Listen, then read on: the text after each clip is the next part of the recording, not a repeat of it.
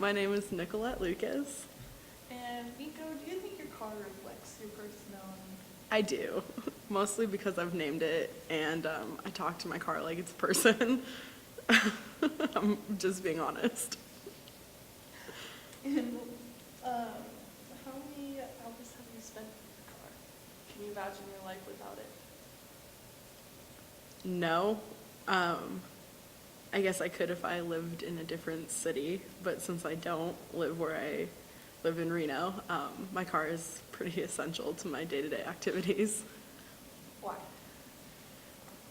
My car's name is Cedric, and I take Cedric everywhere, mostly because I have to travel everywhere.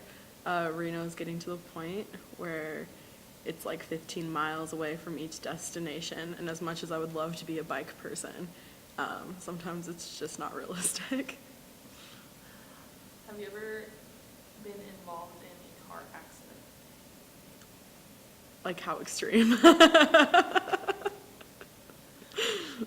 anything ever changed your view of your car or anything like that, or cars in general? I mean, you get envious of other people's cars, yeah. I don't really know what that question's insinuating. So weird.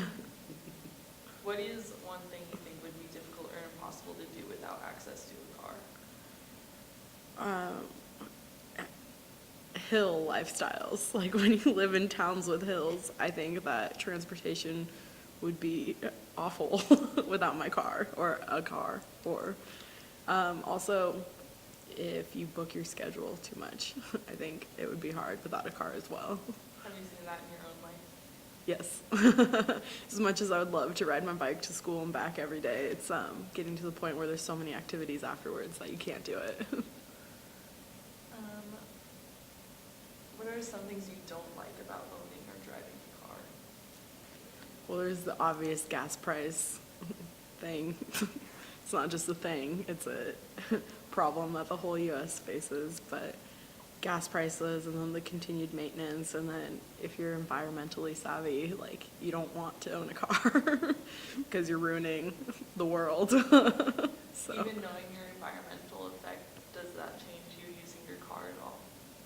No, because of the demand that the car has. Like, if the demand was different, like if my day-to-day lifestyle was different and wasn't demanded that I needed a car, then sure, I would bike and then be more conscious of the way that my car affects the environment, but you kind of get to the point where you just can't care. What do you mean that you need the car? He's my friend. It's Cedric.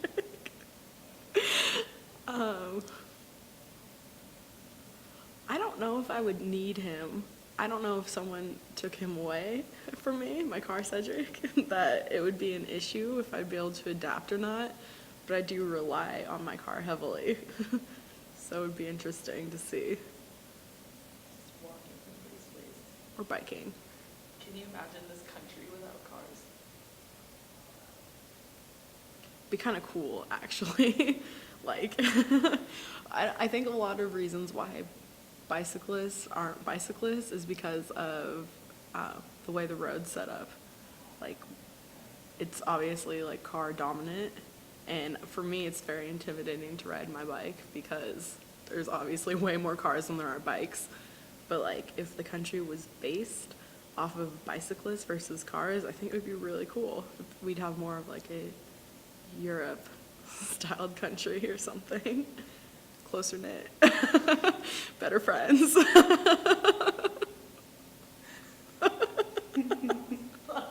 I'm so sorry.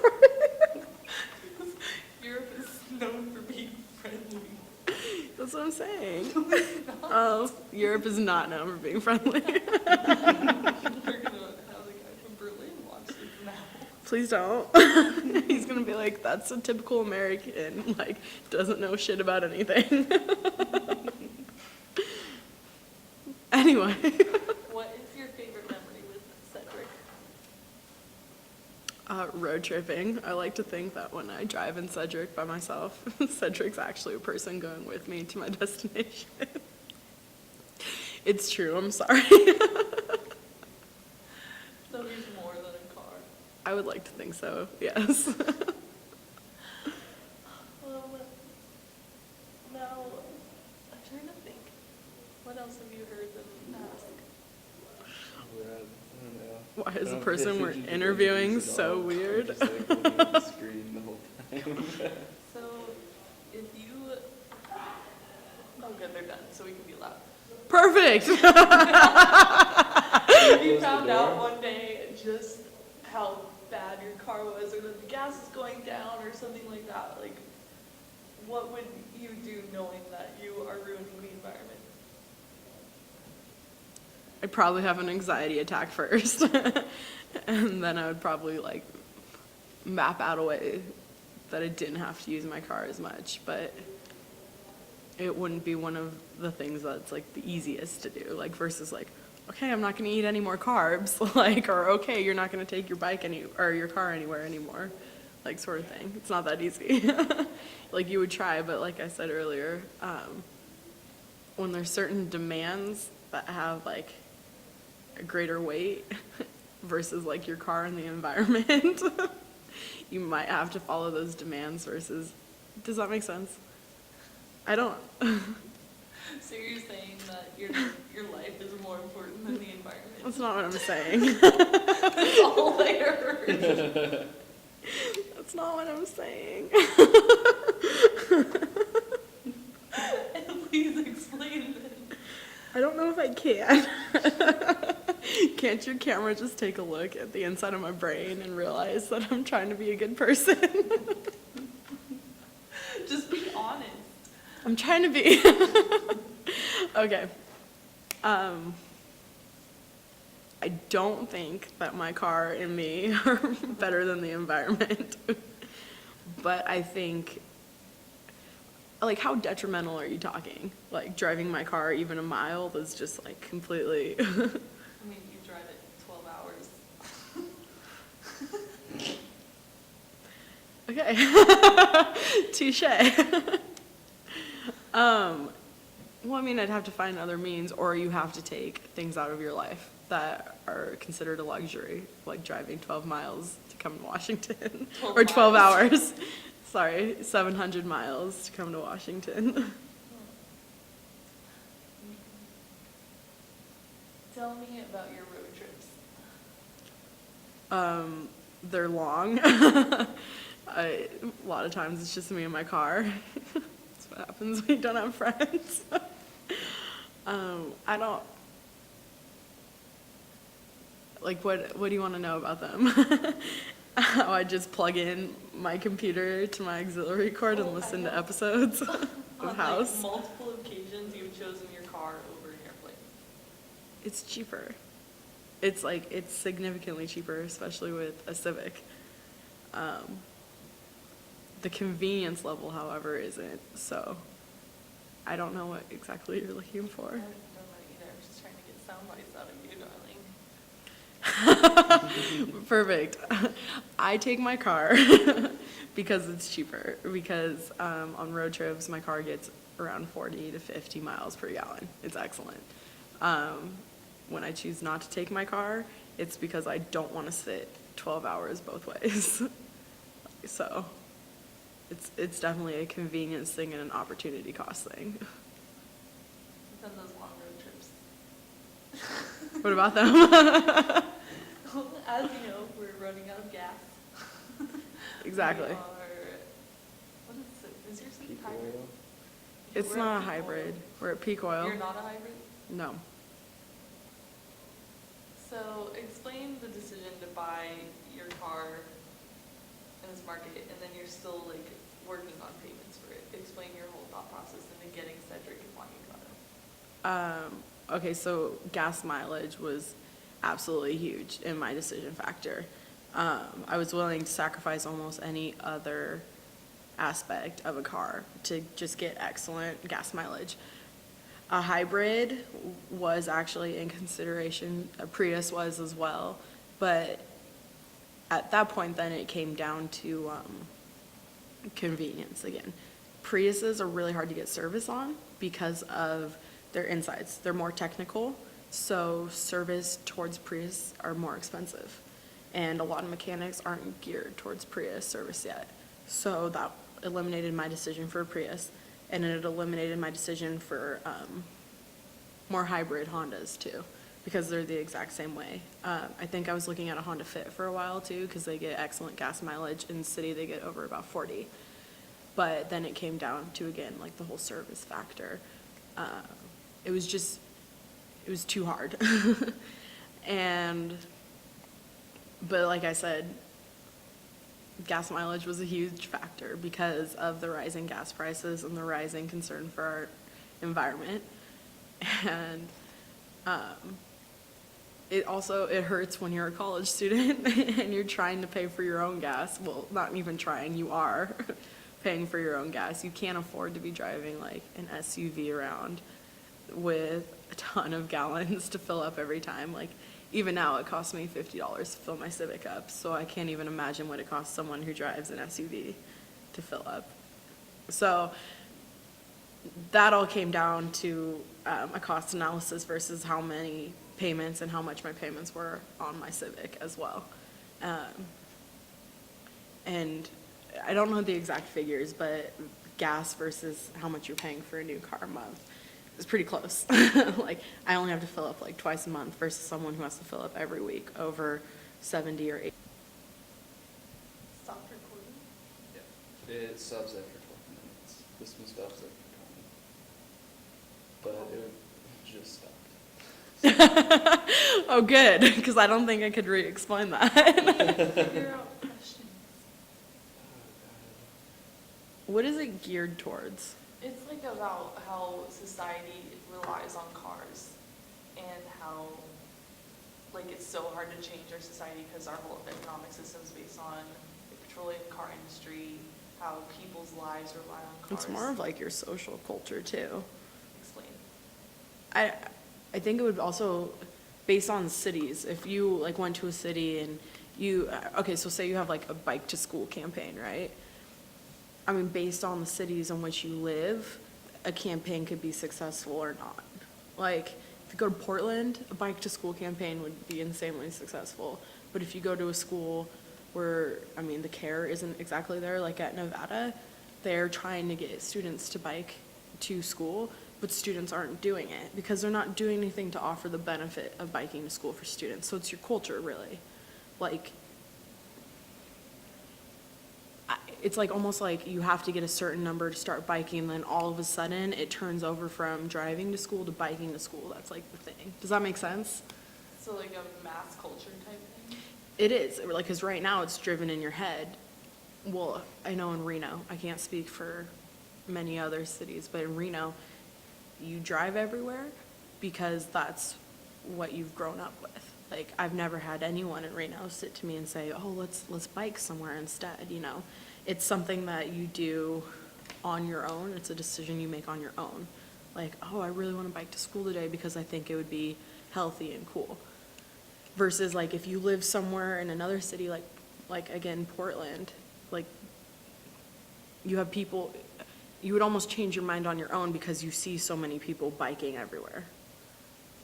I don't know if that helps. No, I mean, yeah, I understand. It's like the different cultures of the different cities. Because So. even in, I mean, LA, you're like looked down on, you're wasting your time. Exactly.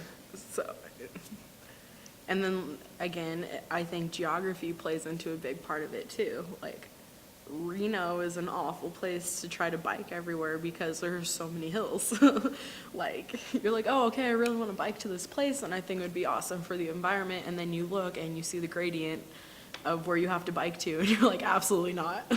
Like, I will sacrifice and I will use a car. So, exactly.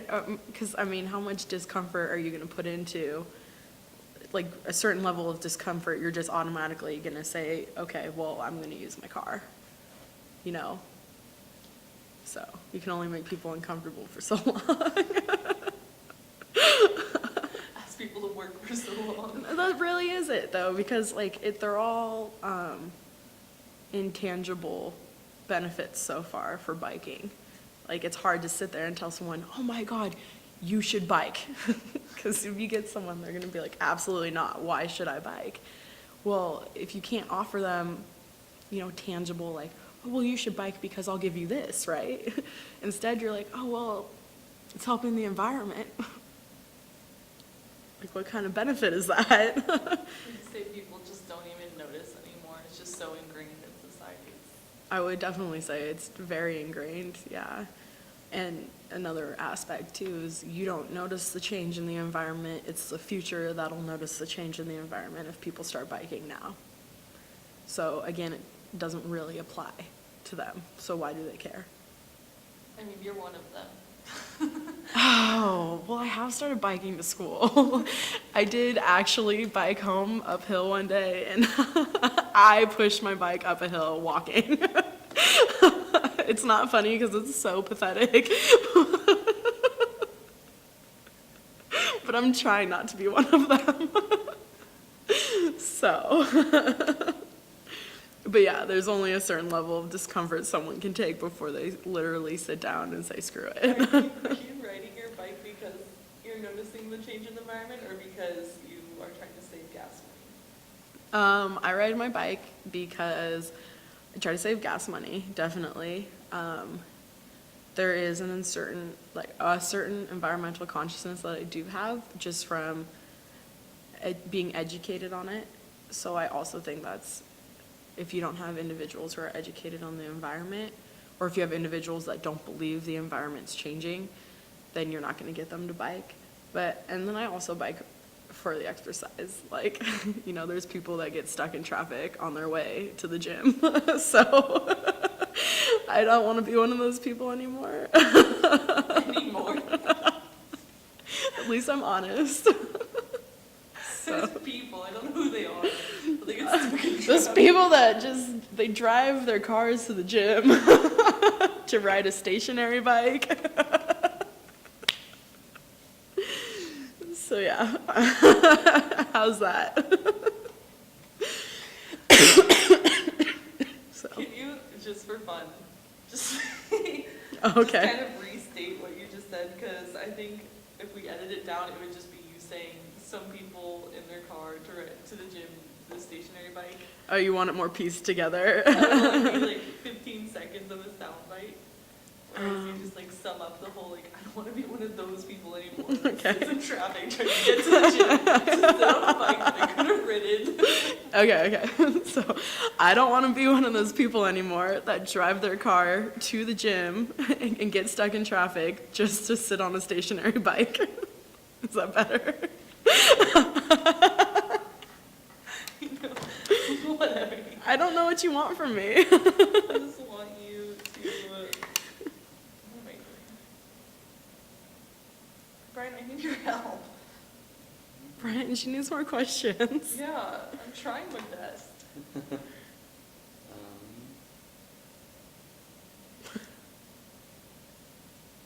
You're a lot of help. I mean, what we got? 15 minutes of her? I think we got 3 sound bites. Hey, I said a lot of knowledgeable things. Have you ever judged someone for being in their car or using their car? It wouldn't be very fair of me to judge people since I use my car too. I know you have. Okay, sure. You get the person who takes their car and drives it 2 blocks up the road and you're like, what are you doing? You could have walked that. No, just you could have walked that. There's no other option. But yeah, you do. You get the people that, or one of my other pet peeves is 4 different people driving to the same location, and had you have just been a little more patient with someone's schedule, you could have all driven to the same location together. I also don't like that. So. You're being so tame. What do you want me to get upset? No, you just when douchebags would take their car and get Do you want me horrible. to? I don't know to what extent I can behave. Oh, you can misbehave. We've gotten 4 very tame sound bites so far. Oh, you need someone getting upset? No. I don't. Just something interesting.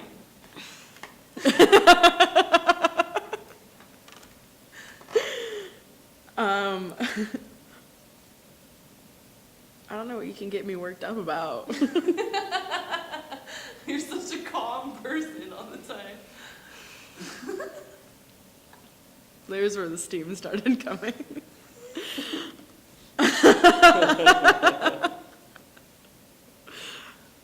Okay, so like basically now I know what you want. You want me to throw a fit about about people who take their cars to the gym to ride a bike.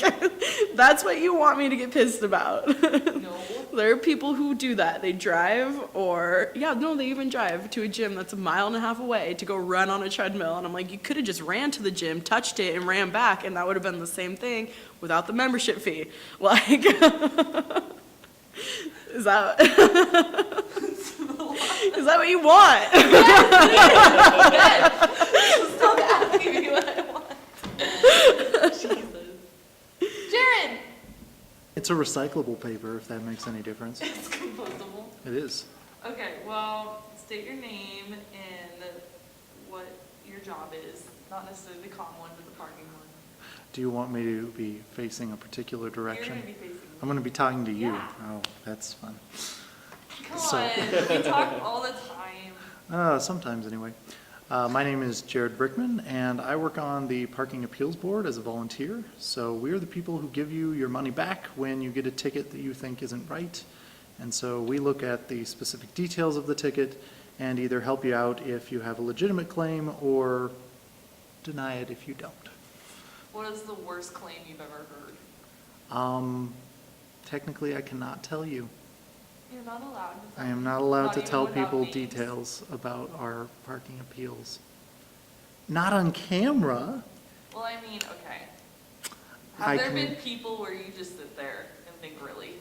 Yes, there are a lot of appeals where I wonder why it is people think that yelling and cursing at us would make us want to give them money back. So my number one thing I always tell people is if you're going to write an appeal, or if you're going to have any interaction with parking, be as pleasant as possible because it will have financial payoff. Could you imagine this campus without cars? Yes, but not in our current state of mind as a society. What is our current state of mind as a society? We very much value this idea of independence and freedom. We want to believe that if at any moment we want to drive wherever we want, we can. And so, for some reason, we would rather pick that over a more fiscally and environmentally responsible choice of, oh, there are people going at certain other times on public transit, I can just go then. Or, oh, I can bike there, or, oh, I can walk there. We would rather pick the fastest, easiest thing to do to get there and still feel like we have power, control, and freedom.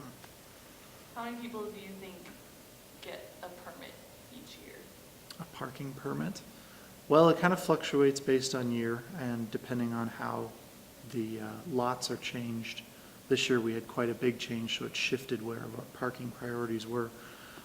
But I would say probably about 35% of the student population has a parking pass.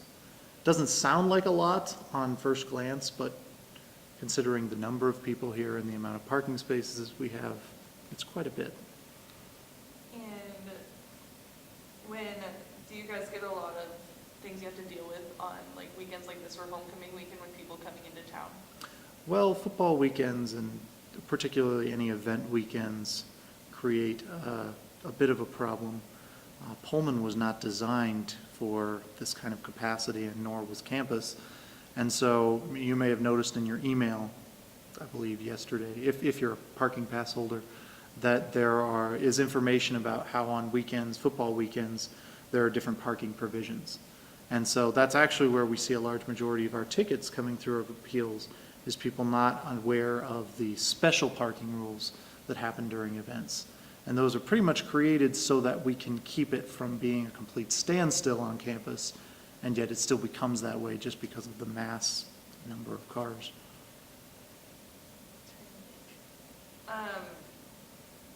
What would happen if, I mean, in Pullman, you said 35% of the student population has a car, Well, more of them have a car. You asked how many had a parking pass. right? a lot more of them have cars. Especially in Greek Row, we see a lot of people finding places on the street that they can park and finding different areas where it's okay to park for a full day. There have actually been a few other parking lots around campus that have been offering up their own kinds of parking passes just because of high demand. But as far as the percentage of people who actually have cars, I have no idea. Probably much higher. Do you have a car? I do. How often do you drive it? Depending on the week, probably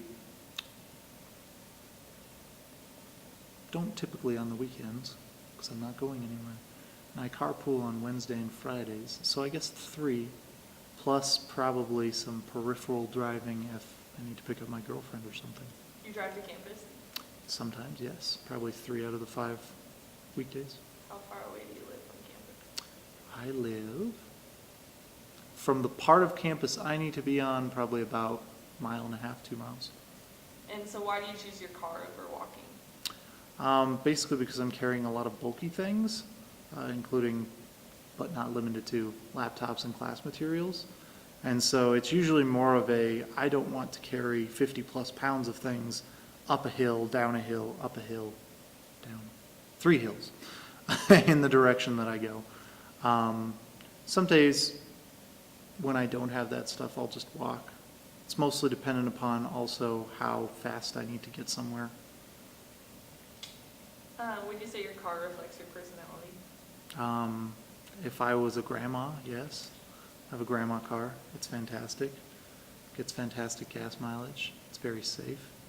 I'm a bit of a grandpa myself, so maybe, yes, sure. Let's go with that. You laugh, but you know it's true. What are some things you don't like about owning your car? Certainly cost heavy for maintenance, both through gas, oil changes, all the little things that go wrong with cars. And parking passes are very expensive. The other part is it gives you an excuse at times. You know, if I didn't have a car, I would find more creative ways to get to campus with all that heavy stuff. I would probably carpool more. I would probably use mass transit more. I would say those are the negative sides to owning a car. I want to go on I mean, are there people on campus that you just think, why are you driving to campus? Well, certainly. We have plenty of people who come into parking appeals and they say, I live in such and such dorm, but I had a class on the other side of campus. So they drove to the other side of campus and they parked in the wrong lot. And so that's why they're appealing their ticket. And I'm wondering, why is it that you need a car to cross campus? I mean, I don't really judge people who come from off campus because I do it myself. But when I lived on campus, I never once would have driven my car to get to another place on campus, except maybe out past the Bears, which is technically still on campus. But even then, it's kind of questionable as to why they're driving a car. I mean, I know you can't tell me specific details, but what are the things you take into consideration when going into these appeals? Oh, I can kind of give you most of our appeal basis. We look at your past history. So if you've had tickets in the past, if we see some sort of pattern of abuse of the ticket system, we take a look at what kind of ticket it was. If this is a meter offense, say, you were over time in a meter, we're going to be less harsh on that than if you are parked in a disability zone or a fire zone, because we took those very seriously. And then when we take a look at your individual circumstance, what I typically do is think, if I was in your situation, what would I have done? And if I come to the conclusion that I would have done the same thing because there were no other options and because it just had to be that way, I'll typically waive the ticket. But it really varies from time to time. We try to keep as consistent as possible, but also understand that each situation is different. I mean, someone with a broken foot certainly has a different circumstance than someone who doesn't. Yeah. What is the most frustrating thing to you about people with permits or that you've seen? I'm not sure it's so much frustrating as I've seen it a lot, and it's that people just aren't aware of the rules, and they're fairly readily available. You know, I have lots of people asking, well, I didn't know that the numbers made any difference. And so I'm thinking, well, why do you think then we would put numbers on the permits if they don't make any difference? And it's, you know, I mean, it's understandable if it's your first time parking or, you know, but there's a point where if you've been on campus for 5 years and you've had a parking pass for 5 years and you still don't understand the rules because you've never cared to understand them, that's what's frustrating, because then they come to us complaining that I didn't understand the rules. Well, it's not really something that we should be worried about. It's more you should be worried about understanding parking. The other one, and this one is more nitpicky, a specific situation, is people saying, well, it's my first time on campus, and so I shouldn't be given a ticket. And now in some situations, I agree with that. But in situations where they're parked in disability zones, parked halfway over the line, parked in fire zones, I'm thinking, okay, it's your first time on campus, but was this your first time driving? And have you never been in a place where you can't park in front of a fire hydrant? I don't know.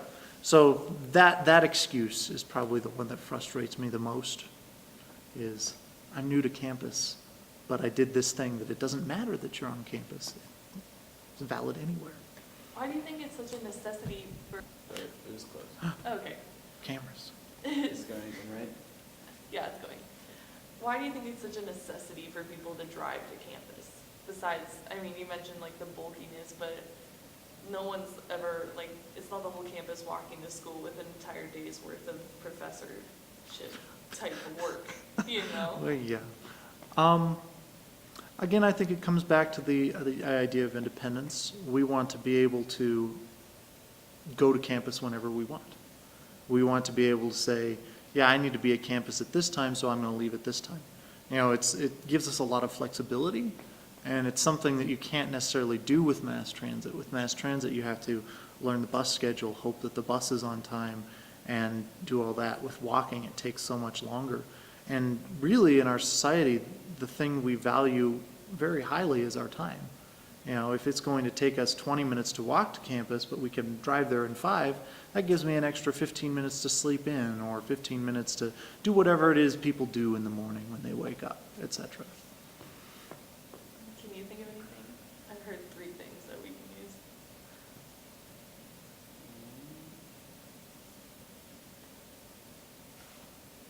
You're really helpful today. Yeah.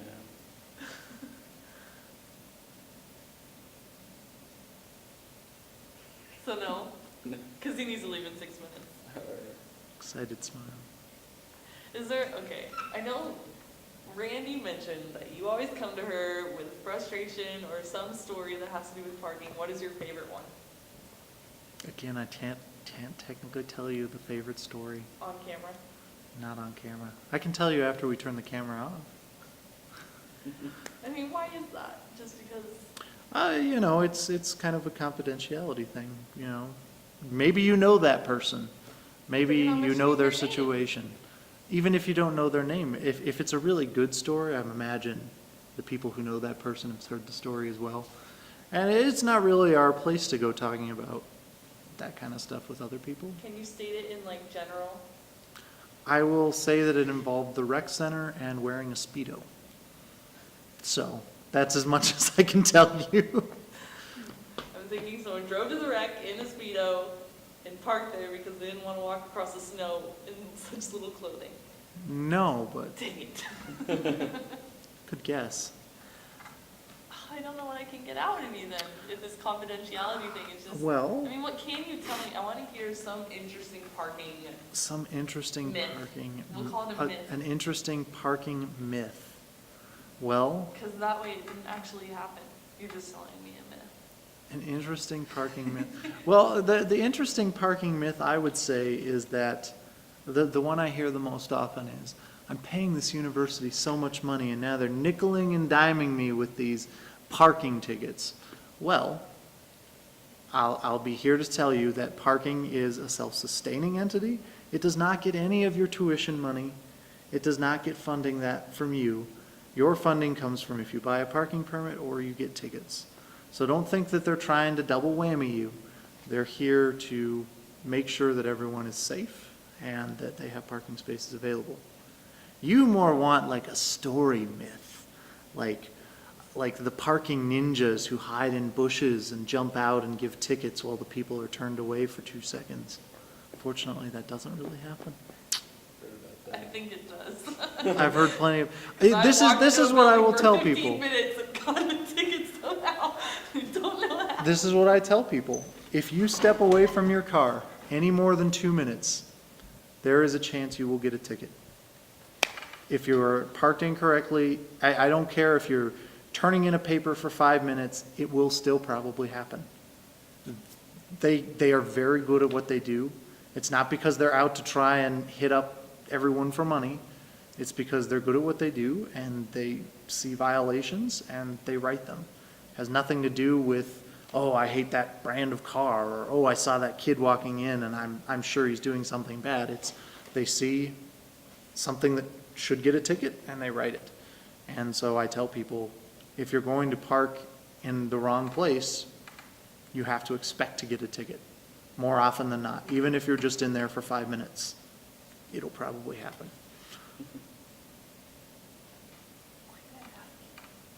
I can just send you on your merry way. You were very helpful. So I can answer a couple more questions if you need me to. okay, tell me something. Tell you I want something? something interesting, something frustrating, something. Something interesting, something frustrating. Something you've ranted about. I know you have. Have you ever? I think I've asked you this, but I mean, your job on the appeals board is to judge things. Sure. You're judging. We use the term appeal. adjudicate, but yeah, Okay. fancy words, So to right? adjudicate things, have you ever adjudicated a person for why in the world are you using that car? Why do you need to park on that campus? We certainly have taken it in consideration before, thinking, it's mostly, why did you need to go to that specific point on campus in your car? A lot of people who end up parking, say, in the mall area without a mall service permit will say, well, I needed to park close to this building. And a lot of times we wonder, why did you need to park that close to that building?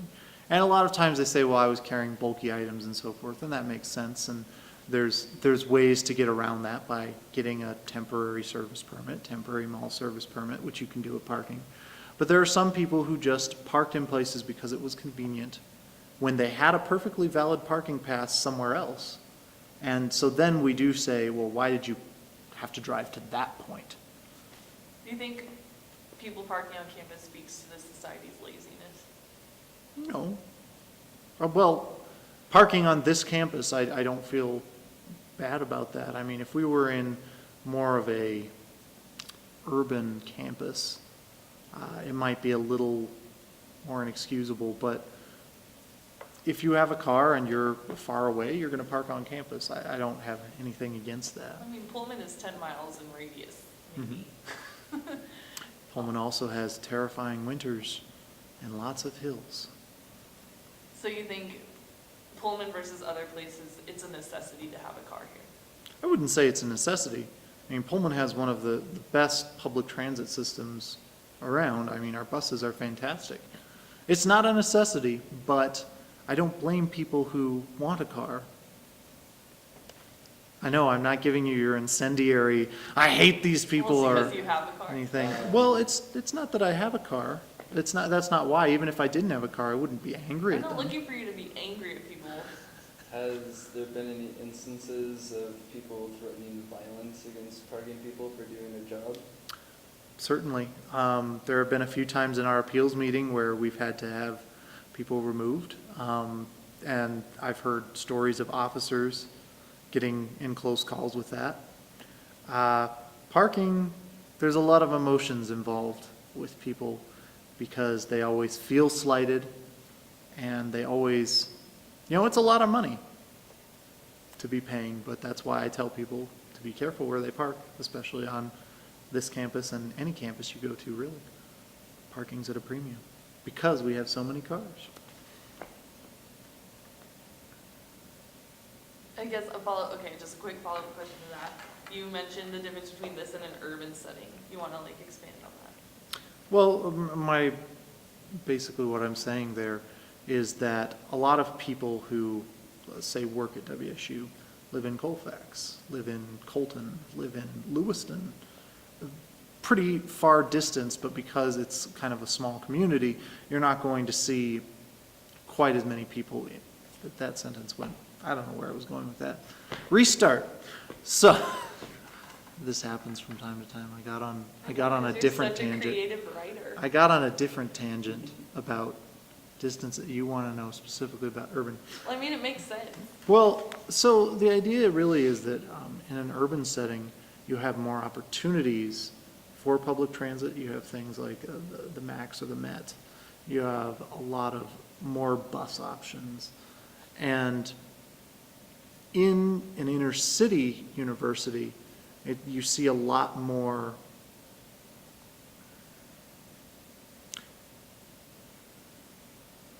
I don't know where I was going with that either. You see a lot more buildings. I don't know, give me a new question. This is a terrible question. I have no idea what to say. You talked about the difference yourself, where for a student in the city to have a car than it is for a student in Pullman. I mean, you can speak to Pullman because you are a Pullman student that has a car. Yes. So if you lived in Seattle, what is your choice there about having a car? Well, first of all, the parking prices for your vehicle are much higher in a place that isn't Pullman. In large cities, you're going to be paying a lot more for parking. And so a lot of people in a large city make the choice to not have a car because of parking prices. And because of that, there are also more public transit options. There are more ways to get to campus. And once you're on campus, it's a lot easier to get back off campus, if that makes any sense. Getting to where you need to be is a lot easier when things are closer together. Pullman's fairly well spread out. Even for how small it is? Yeah. So it's a domino effect then? No. I don't know what you're saying. What's a domino effect? Well, you're talking about how parking prices affect your choices, affects the city having to bring up more public transportation. It's a domino effect in that there are a lot of things that fall at once, but one thing doesn't cause the rest of them. It was a reverberation under the table that caused all your dominoes to fall, in effect. There's no one reason why. Okay, hold on. Relate the reverberation to cars. You were Just saying... keep in mind that we have to edit this to Oh, yeah. soundbite. Oh, yeah. So right now your soundbite just says all your dominoes are falling at once. No one knows why you were saying that. I know why I was saying that. Right. And if they can't figure it out, they're just not very bright. No. Oh, you could use that as a sound clip and put it in a completely wrong place. I could. Basically what I'm saying by that is that there is no one reason that people use cars. There's no one reason that, like, parking prices are not the one reason that everyone does or does not drive a car. There's no one catch-all, because if there was, we could remedy it if we wanted to. But there isn't. People drive cars for different reasons. But I feel like when I look at society, there's, oh, that's pretty. It's like you were talking about, like parking prices in a city affect the need because people aren't going to be driving into the city. So then for that need, you have to fill in that niche with public transportation. Okay. So that's what I'm talking about, like this domino effect. And I totally hear what you're saying about society being. But the public transportation didn't come directly from that need, is what I'm saying. Is that all those facets aren't so linear. The reason we have public transit is not because of parking prices, and vice versa. They're all part of a much bigger system.